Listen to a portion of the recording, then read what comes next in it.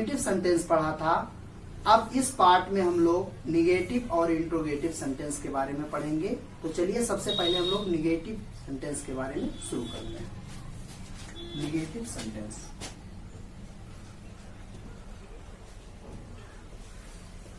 Negative sentence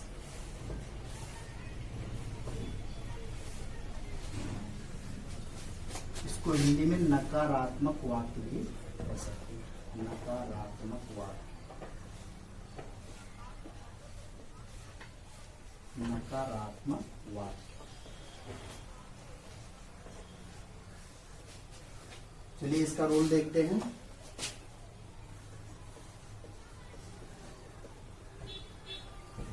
negative sentences में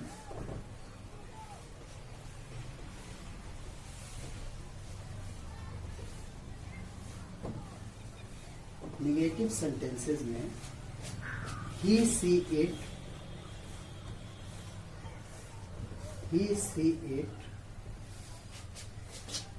आदि singular subjects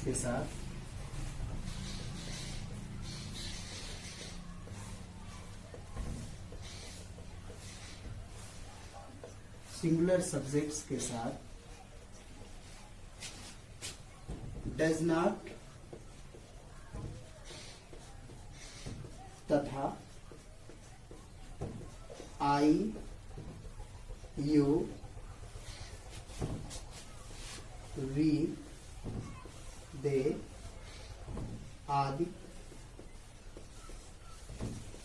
plural subjects के साथ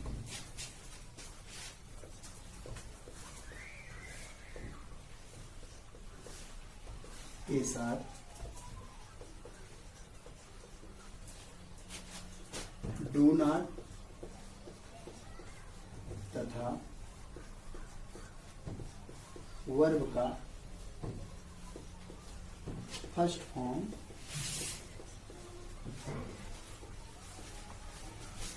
प्रयोग करते हैं।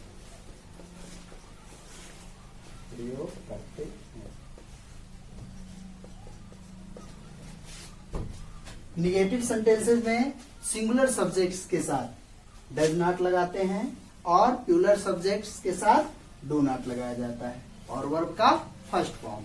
चलिए इसको फॉर्मूले के अकॉर्डिंग लिखते हैं। इसको सबसे पहले सब्जेक्ट लिखेंगे, फिर डज या डू, फिर नॉट, फिर वर्ब का फर्स्ट फॉर्म,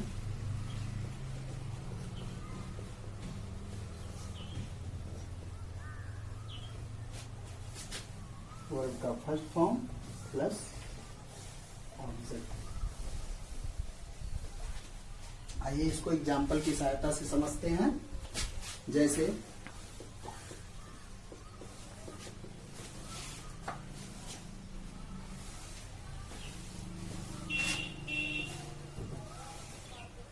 वह किताब नहीं पढ़ता है। वह किताब नहीं पढ़ता है। इस सेंटेंस को करने के लिए, इंग्लिश में ट्रांसलेट करने के लिए सबसे पहले हम लोग सब्जेक्ट लिखेंगे। सब्जेक्ट क्या है? वह। वह की इंग्लिश ही। ही क्या है? ही सिंगुलर सब्जेक्ट है, तो हम लोग ही के साथ क्या लिखेंगे? डज लिखेंगे। ही के बाद डज लिखेंगे, उसके बाद नॉट, फिर वर्ब का फर्स्ट फॉर्म। इसमें वर्ब क्या है? पढ़ना, पढ़ने की इंग्लिश रीड, और ऑब्जेक्ट क्या है? Book, read the book. वह किताब नहीं पढ़ता है। He does not read the book. और एग्जाम्पल से इसको समझते हैं। राम पत्र नहीं लिखता है। राम पत्र नहीं लिखता है।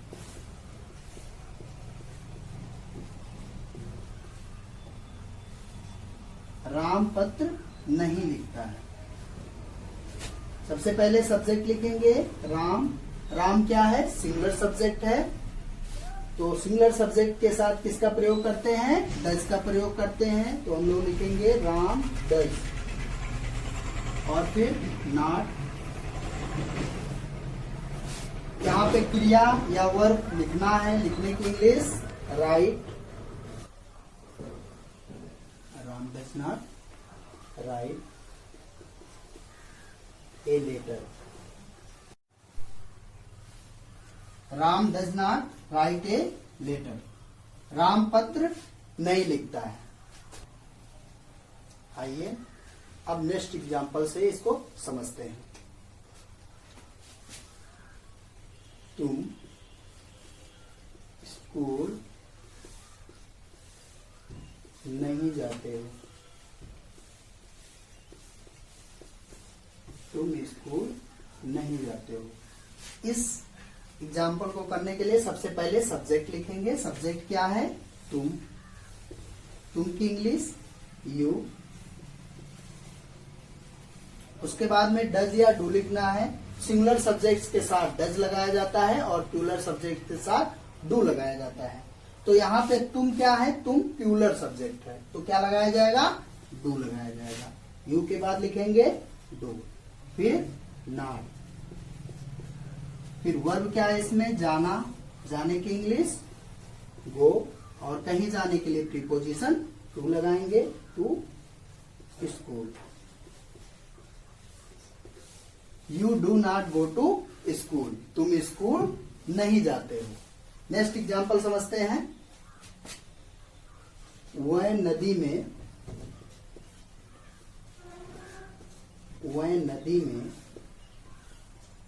नहीं नहाते हैं।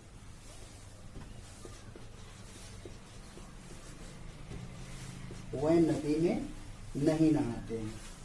इसको भी इसी तरह से करेंगे। सबसे पहले सब्जेक्ट लिखेंगे। सब्जेक्ट वह की English they. They plural subject है, तो इसके साथ डू का प्रयोग करेंगे। डू के बाद नॉट। क्रिया इसमें नहाना है, नहाने की इंग्लिश बाथ। और कहाँ पे नहा रहा है? नदी में, तो यहाँ पे प्रीपोजिशन इन लगाएंगे और in the river. They do not bath in the river. अगर वाक्य में कभी नहीं शब्द आया हो तो, जैसे मैं झूठ कभी नहीं बोलता हूं, तो कभी नहीं के लिए नेवर का प्रयोग किया जाता है। डज नॉट या डू नॉट का प्रयोग नहीं किया जाता है। सिंगुलर सब्जेक्ट्स के साथ वर्ब के फर्स्ट फॉर्म में एस या ईएस लगाया जाता है और प्लूरल सब्जेक्ट्स के साथ वर्ब का फर्स्ट फॉर्म लिखा जाता है। चलिए अब इसको समझते हैं।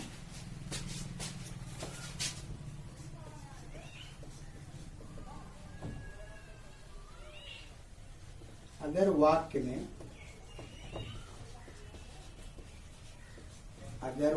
में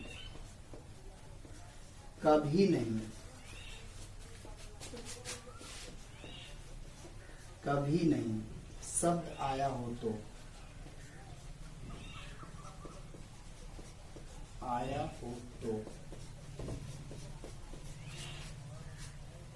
जैसे मैं झूठ कभी नहीं बोलता हूं।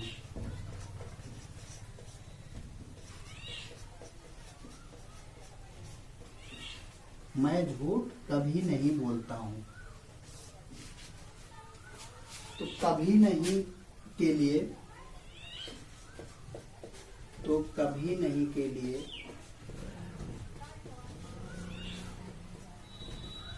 लिए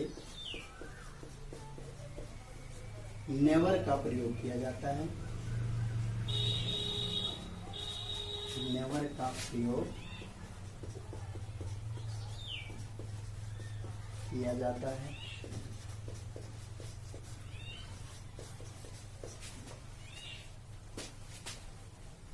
ऐसे वाक्यों में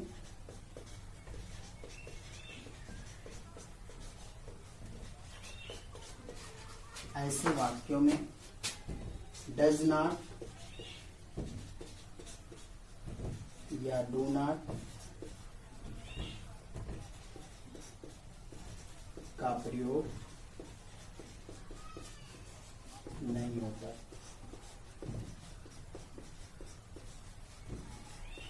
नहीं होता है। सिंगुलर सब्जेक्ट्स के साथ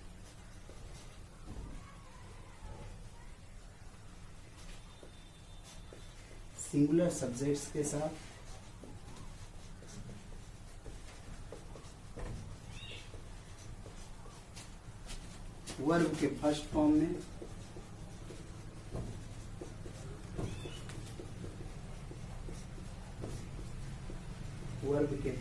में यस या ईएस लगाया जाता है।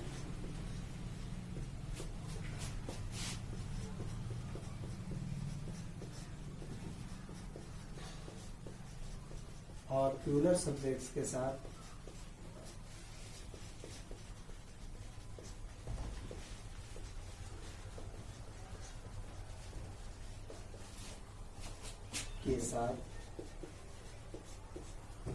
वर्ब का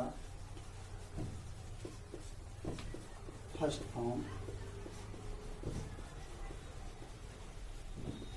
प्रयोग किया जाता है।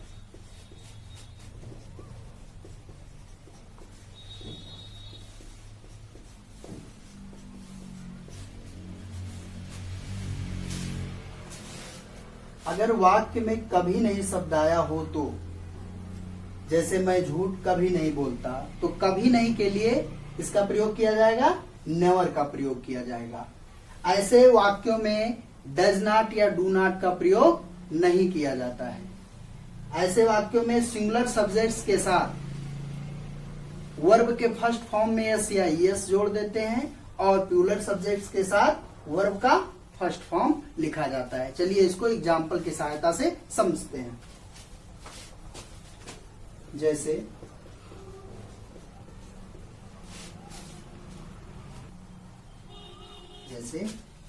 मैं झूठ कभी नहीं बोलता हूं। कभी नहीं बोलता हूं। मैं झूठ कभी नहीं बोलता हूं। तो इसको सबसे पहले हम लोग सब्जेक्ट लिखेंगे। इसमें आई, और कभी नहीं के लिए नेवर का प्रयोग किया जाता है। I never tell a lie. I never tell a lie. मैं झूठ कभी नहीं बोलता हूं। चलिए और एक एग्जांपल से इसको समझते हैं। यहाँ पे ये प्लूरल सब्जेक्ट्स का है, इसलिए यहाँ पर वर्ब के फर्स्ट फॉर्म में यस या यस नहीं लगाया गया है। अब हम लोग सिंगुलर सब्जेक्ट्स का एग्जांपल समझते हैं। सूर्य पश्चिम में कभी नहीं निकलता है। सूर्य पश्चिम में कभी नहीं निकलता है। इसको भी करेंगे। The sun never rises in the west। ये एग्जाम्पल सिंगुलर सब्जेक्ट्स का है, इसलिए यहाँ पर वर्ब के फर्स्ट फॉर्म में एस या एस लगाया गया है। उम्मीद करता हूं कि आपको ये वीडियो समझ में आया होगा। आइए अब हम लोग इंट्रोगेटिव सेंटेंस के बारे में पढ़ते हैं। Interrogative sentence.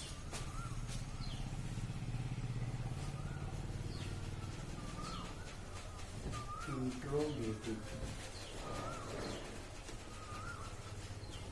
सेंटेंस। प्रश्नवाचक वाक्य।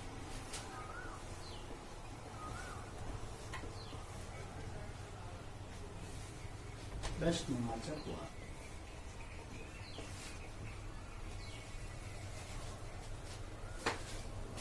इसका रोल देखते हैं। इंट्रोगेटिव सेंटेंसेस में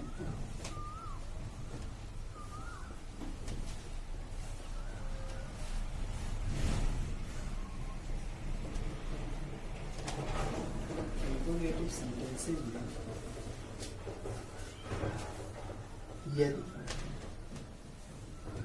वाक्य के आरंभ में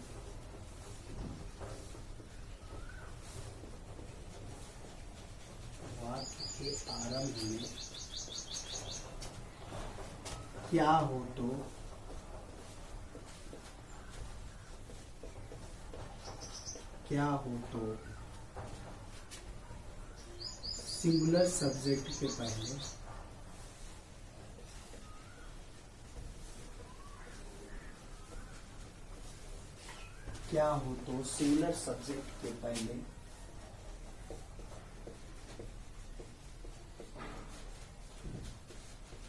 डज तथा प्लूरल सब्जेक्ट्स के पहले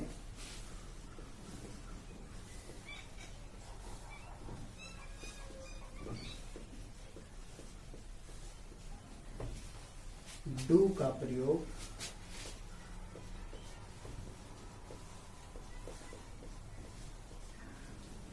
और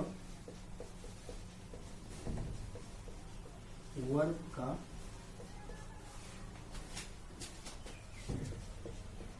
फर्स्ट फॉर्म प्रयोग किया जाता है।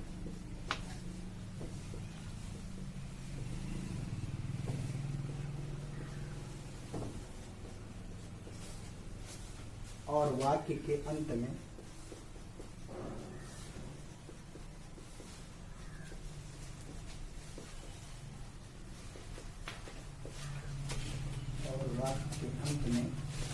प्रश्नवाचक चिन्ह लगाया जाता है।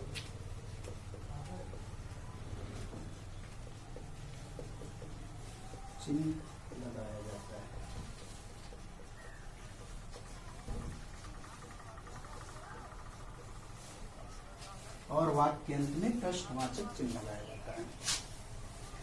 इंट्रोगेटिव सेंटेंसेस में यदि वाक्य के आरंभ में क्या हो तो सिंगुलर सब्जेक्ट के पहले डज का प्रयोग करते हैं और प्लूरल सब्जेक्ट के पहले डू का प्रयोग और वर्ब का फर्स्ट फॉर्म प्रयोग किया जाता है।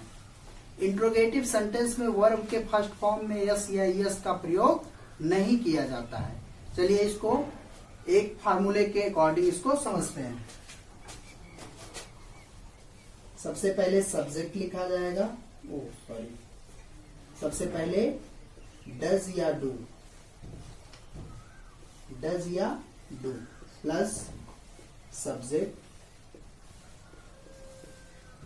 प्लस वर्ब का फर्स्ट फॉर्म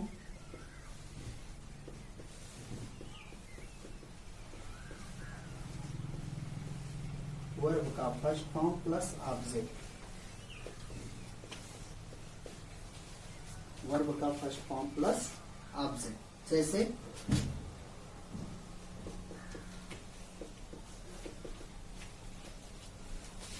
सबसे पहले हम लोग डज या डू लिखेंगे।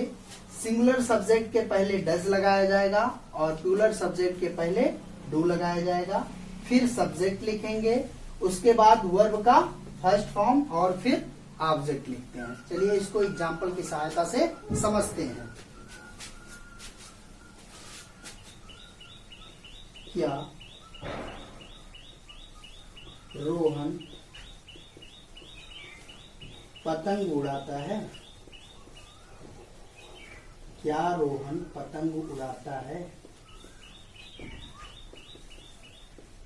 अब यहाँ पे हम लोग देख रहे हैं रोहन चूंकि सिंगुलर सब्जेक्ट है तो हम लोग यहाँ पर क्या लगाएंगे?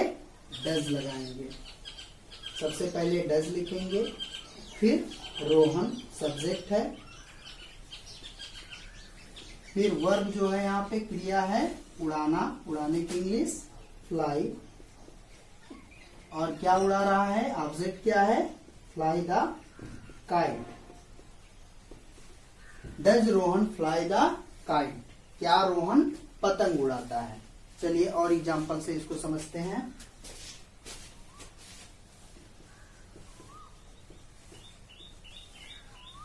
क्या वह किताब पढ़ती है? क्या वह किताब पढ़ती है? यहां पर भी सिंगुलर सब्जेक्ट है, तो हम लोग क्या लिखेंगे? यहाँ पर डज सबसे पहले लिखेंगे। डज के बाद यहाँ पे वह इस फेमिनिन जेंडर में है, तो वह के लिए यहाँ पर सी लिखा जाएगा, तो सब्जेक्ट हो जाएगा सी। डज के बाद सब्जेक्ट हो गया, फिर वर्ब, यहाँ पे क्रिया है पढ़ना, डज सी रीड, और ऑब्जेक्ट क्या है? Book, read the book. Does she read the book? क्या वह किताब पढ़ती है?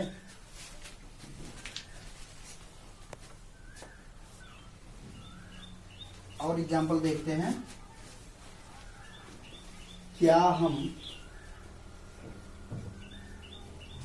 लखनऊ जाते हैं?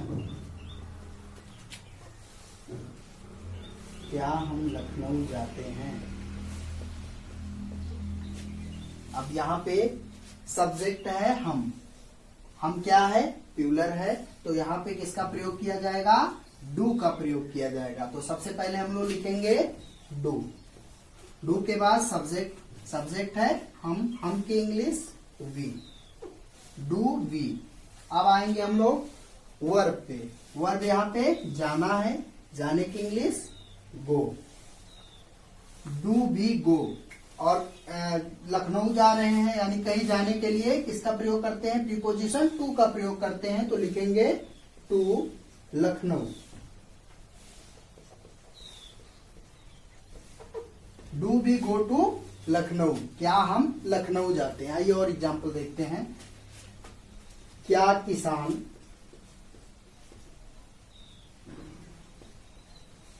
किसान फसल काटते हैं? क्या किसान फसल काटते हैं?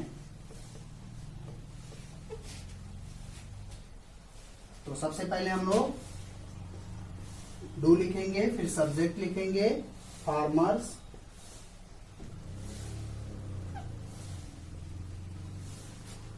Do the farmers cut the crop?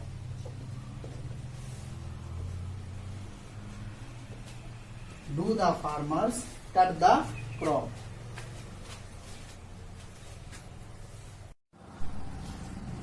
आइए अब हम लोग इंट्रोगेटिव के टाइप 2 के बारे में जानते हैं। यदि वाक्य प्रश्नवाचक हो और वाक्य में कोई प्रश्न सूचक शब्द कब, कहाँ, क्यों, कैसे आदि आया हो, तो इसकी इंग्लिश बनाने के लिए सबसे पहले प्रश्न सूचक शब्द की अंग्रेजी लिखेंगे, फिर डज या डू, फिर सब्जेक्ट और फिर वर्ब का फर्स्ट फॉर्म प्रयोग किया जाता है। चलिए इसको देखते हैं।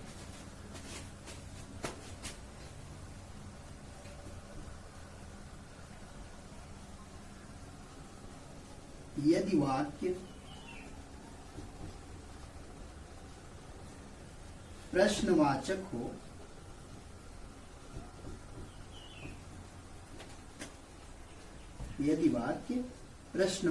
हो और वाक्य के बीच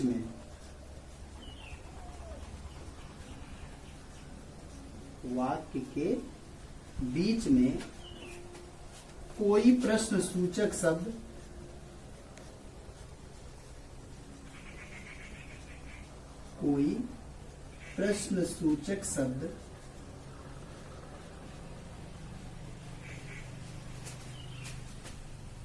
कब,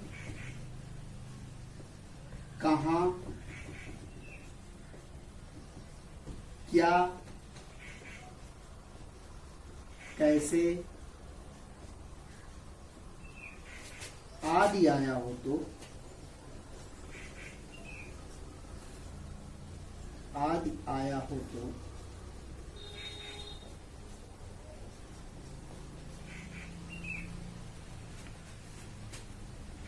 पहले प्रश्न सूचक शब्द की अंग्रेजी लिखेंगे।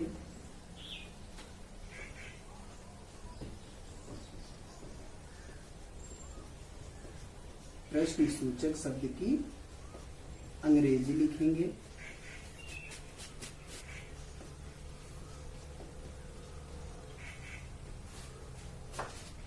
फिर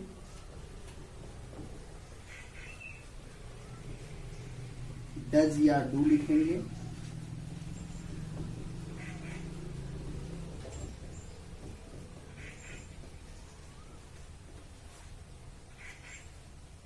फिर सब्जेक्ट लिखेंगे।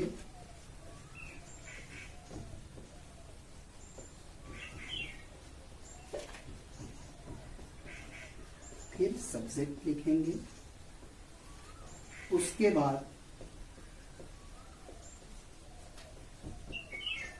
बाद वर्ब का फर्स्ट फॉर्म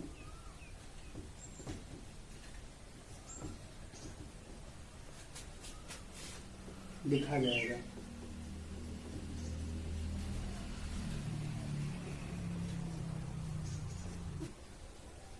जैसे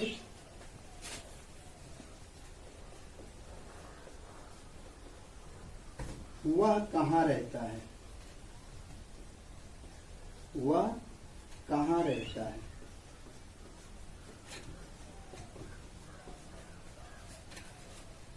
इस सेंटेंस की इंग्लिश बनाने के लिए सबसे पहले हम लोग इस रूल के अकॉर्डिंग देखेंगे। यदि वाक्य प्रश्नवाचक हो और वाक्य के बीच में कोई प्रश्न सूचक शब्द कब, कहाँ, क्या, कैसे आदि आया हो तो पहले प्रश्न सूचक शब्द की अंग्रेजी लिखेंगे। तो सबसे पहले हम लोग क्या करेंगे, यहाँ पर प्रश्न सूचक शब्द कहाँ है तो इसकी अंग्रेजी लिखेंगे। कहाँ की अंग्रेजी क्या होती है, व्हेयर। सबसे पहले व्हेयर लिखेंगे। उसके बाद फिर डज या डू लिखेंगे। तो डज कहाँ पे लिखेंगे, सिंगुलर सब्जेक्ट के साथ डज लिखेंगे और प्लूरल सब्जेक्ट के साथ डू लिखा जाएगा। तो यहाँ पे वह सिंगुलर सब्जेक्ट है तो यहाँ पे लिखेंगे डज, वेयर डज। सब्जेक्ट है वह की अंग्रेजी यहाँ पे ही और रहने की अंग्रेजी live. Where does he live, वह कहाँ रहता है। आइए एक और एग्जाम्पल से इसको और अच्छे से समझते हैं।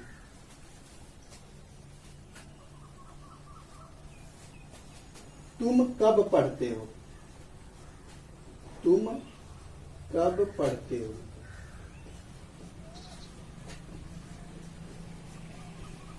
इसको भी इसी तरह से करेंगे। सबसे पहले प्रश्न सूचक शब्द की अंग्रेजी लिखेंगे। प्रश्न सूचक शब्द इस वाक्य में कब है तो कब की अंग्रेजी लिखेंगे व्हेन।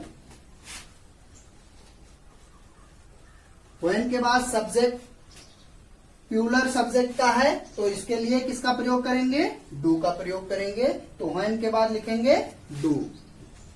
डू के बाद सब्जेक्ट तुम की इंग्लिश यू और पढ़ने की अंग्रेजी read. When do you read, तुम कब पढ़ते हो। एक और एग्जांपल देखते हैं। कुत्ता क्यों भौंकता है, कुत्ता क्यों भौंकता है। चलिए इसको करते हैं हम लोग। सबसे पहले प्रश्न सूचक शब्द की अंग्रेजी लिखेंगे। यहाँ पर क्यों प्रश्न सूचक शब्द है तो क्यों की अंग्रेजी क्या होती है, व्हाई। और कुत्ता यहाँ पे सिंगुलर सब्जेक्ट है तो उसके लिए हम लोग यहाँ डज का प्रयोग करेंगे। Why does the dog, dog यहाँ पे सब्जेक्ट है और बार्क मीन्स भौंकना। Why does the dog bark? कुत्ता क्यों भौंकता है। इस रूल में एक अपवाद भी है।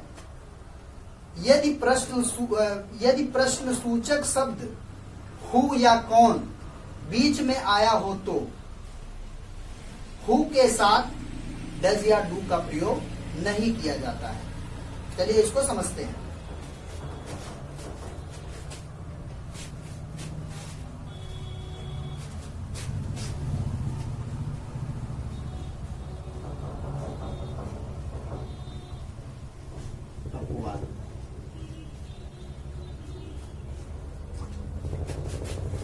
यदि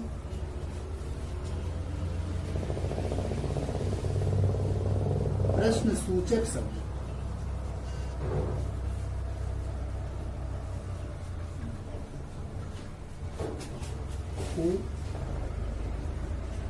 हु मीन्स कौन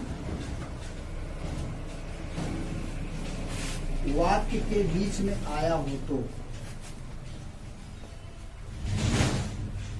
वाक्य के बीच में आया हो तो,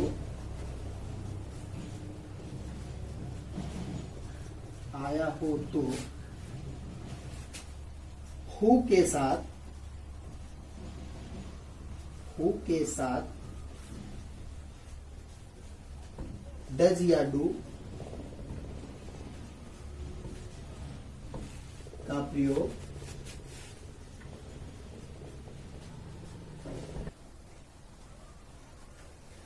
यदि प्रश्न सूचक शब्द हु मीन्स कौन वाक्य के बीच में आया हो तो हु के साथ डज या डू का प्रयोग नहीं किया जाता है। जैसे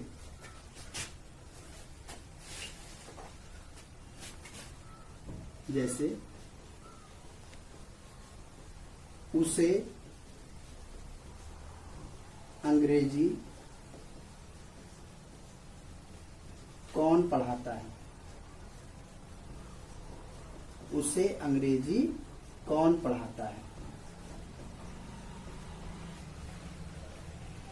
सबसे पहले हम लोग प्रश्न सूचक शब्द कौन की इंग्लिश लिखेंगे, कौन की इंग्लिश हु। और जैसा कि अपवाद में बताया गया कि डज या डू, हु के साथ डज या डू का प्रयोग नहीं होता है, तो हम लोग पढ़ाता है कि इंग्लिश लिखेंगे टीच, यहाँ पे टीचेज हो जाएगा, हु टीचेज, उसे के लिए हिम और अंग्रेजी English, who teaches him English, who teaches him English, उसे अंग्रेजी। अब हम लोग इंट्रोगेटिव निगेटिव सेंटेंस के बारे में पढ़ते हैं। इंट्रोगेटिव निगेटिव सेंटेंस, इसका रूल देख लीजिए। यदि वाक्य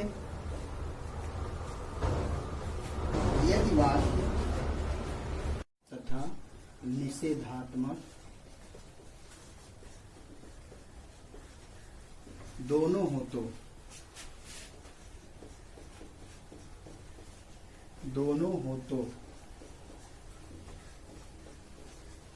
यदि वाक्य प्रश्नवाचक तथा निषेधात्मक दोनों हो तो सब्जेक्ट और वर्ब के बीच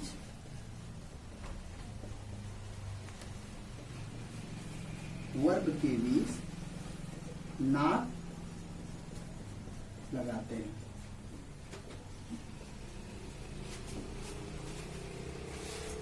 यदि वाक्य प्रश्नवाचक तथा निषेधात्मक दोनों हो तो सब्जेक्ट और वर्ब के बीच नॉट लगाते हैं। यहां पर इंट्रोगेटिव वाला रूल सेम फॉलो होगा, लेकिन सब्जेक्ट क्या वह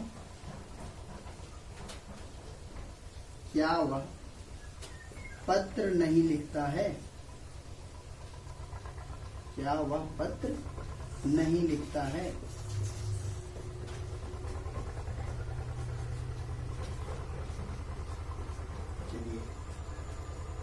सबसे पहले हम लोग यहां पर देखेंगे कि सब्जेक्ट जो है वो सिंगुलर सब्जेक्ट है या प्लूरल सब्जेक्ट है।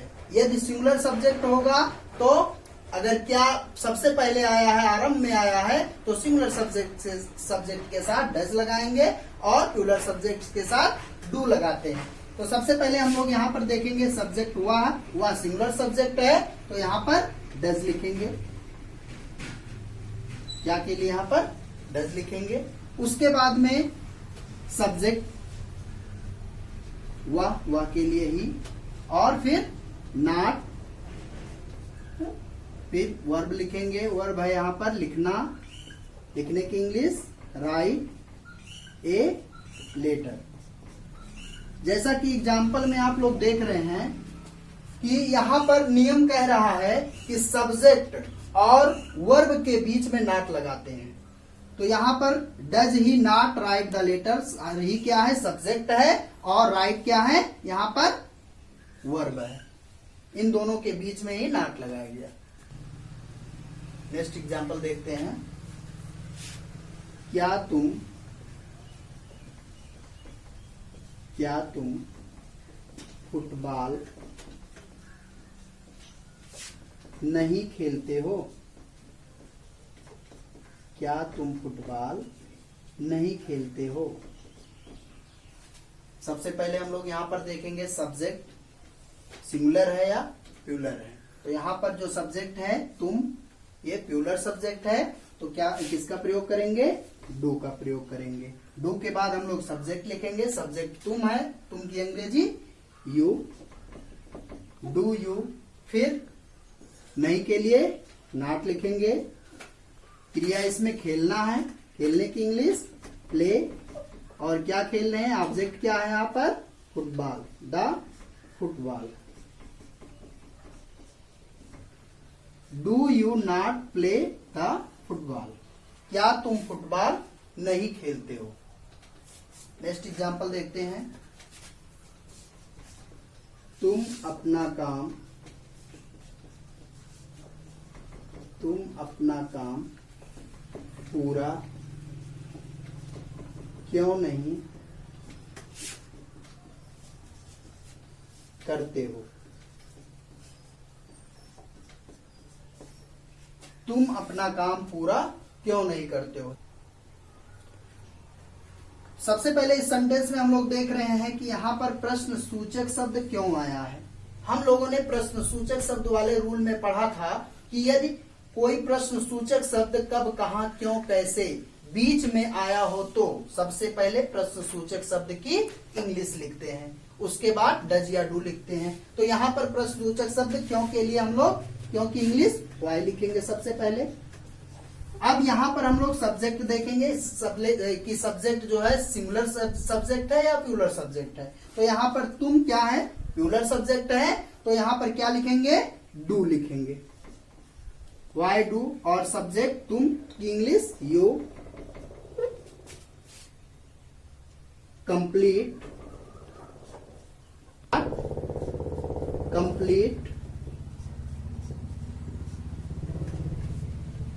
Your work. अब यहाँ पे हम लोग देख रहे हैं कि सब्जेक्ट और वर्ब के बीच में नॉट लगाया जाता है। तो यहाँ पर सब्जेक्ट क्या है, यू है, और कंप्लीट योर वर्क, यहाँ पे नॉट बीच में आया है, सब्जेक्ट और वर्ब के बीच में नॉट आया है। आई होप आप सभी को प्रेजेंट इंडेफिनिट टेंस समझ में आ गया होगा और आप इस तरह के वाक्यों को ट्रांसलेट कर पा रहे होंगे। Thank you.